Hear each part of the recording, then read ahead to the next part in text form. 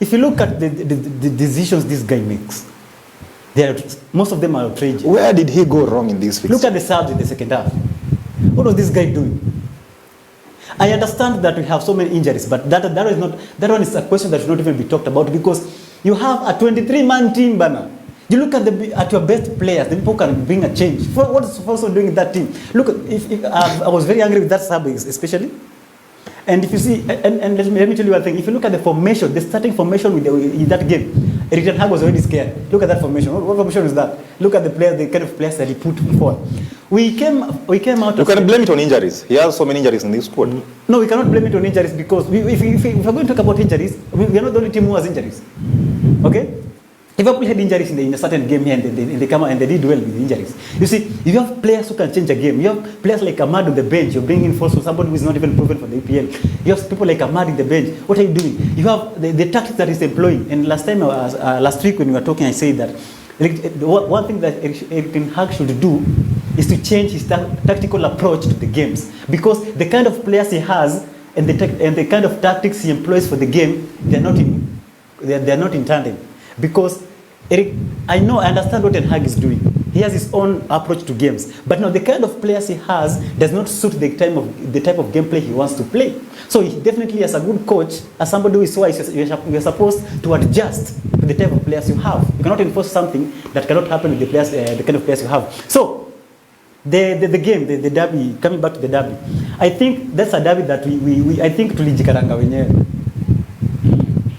Because if you look at the third goal is something that we could have avoided. Amrabat, what did Amrabat do there? We can blame Onana for the second goal, but what was the defense doing? The first goal by Foden, we gave him a clear place. Like, it was sloppy defending by Lindelof. Eh? It was sloppy defending by Lindelof. Exactly, poor defending, because you cannot leave a player like Foden to space to score, because this is a player that can score from anywhere in that front line, in that place. So they gave him space, and he took advantage of that. Good goal by Rashford, of course. That's something that could. But after that, what did Rashford do? He was down. Anthony was not a player to finish that game. For me, this is a guy that can go months without scoring. Exactly, and forget scoring, assisting is another problem for this guy. So it is the problem here is Ten Hag, not even the player. Now I'm done blaming the players, because now if the coach does not see these problems, these mistakes, then it's the one to blame, of course. Of course. Mark, yes. You are a Manchester United supporter. No. Don't deny the fact you are a Man United supporter. What went wrong for the Red Devils in the derby, the Manchester derby? I think talking of kufuta kocha, I think it's not sio poa. I think imetokea, angalia msururu wa Moyes, angalia Ole Gunnar Solskjaer, Raf. I think kubadilisha hoteli sometimes hujui utakula sumu wapi. Alafu look at Manchester. We're talking of individual mistakes. Hakuna mali kocha na hapo. Individual mistakes. Mistake ya maybe Onana, maybe ya Lindelof, Amrabat, hizo ni individual mistakes. Hakuna mali kocha anakuja hapo. I think it needs more time. I think hiyo kukaa kubadilisha makocha haita bear fruit hapo United. And I think vile umezungumzia maybe Anthony is pia form yake na United sioni kabisa. Then Lindelof, I think something hapo Man United wanafaa tu wafanye signings. Kama defense, angalia sasa kuna injury sahi, alafu ule jamaa anatoa John Evans, analeta ule Foso anaitwa Foso. I think hapo talk about the blunder of Amrabat in the dying minutes, that goal of Erling Haaland. Yeah, I think Amrabat pia he came on loan, akapewa nafasi. So it's time he goes back to where he came from. Yeah, I think asitulete masaibu yake United. And I've just heard something, I think one thing nimenotice na Ten Hag, why nasema futo kazi. Why? First thing first, the tactics. Second thing, Ten Hag should not be given a chance to decide what player to sign, kama ata maintain. Because look at the players he has signed. Angalia Anthony, angalia Amrabat. These are the players who are costing us here. Onana, of course. So angalia, he should not be given the chance to decide the kind of players we sign. That's my take. That's why I want him out. Emmanuel, of course you are supporting United to hold Man City for you. Why are you not?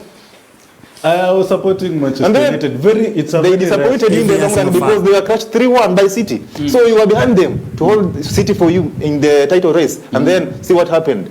As an analyst, how did you feel? It was very disappointing, very shocking. But how can you rely on United to hold Man City? Because first things first. First things first. it's a derby. So Sure. in a derby, anything can happen. You are right. Derby doesn't care about form that you are in. At least to make. So it's a special fixture. It's a special fixture. Hata ukiangalia which team scored first. It's Sure. Manchester United. Of course. We didn't expect Manchester United to score first. So me, I expected Manchester United to hold. Hata kama hawatashinda, a draw could be Something to be proud talked about, on the Arsenal side. But that game, I'm very disappointed with Manchester United. Ukiangalia the direction they are going, the few games that they have played, wamekuwa in that transition period venye Mike anasema, hiyo transition ya like now we have a goal to achieve the top 4. But now ukiangalia the last 2 games they have played right now, pure losses. And niliongea last week ile loss ya Fulham ndio inaweza wa cost sasa, because hiyo time Tottenham hawako na game week. Hiyo time ingekuwa hata chance fit ya ku close down hiyo gap ya top 4.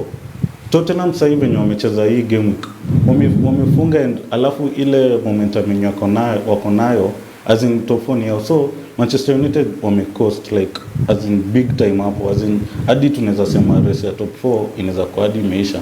Maybe they can prove us wrong. Maybe Tottenham waende in a poor run of form, which doesn't seem to happen. But Man U, I think it was a shocking performance.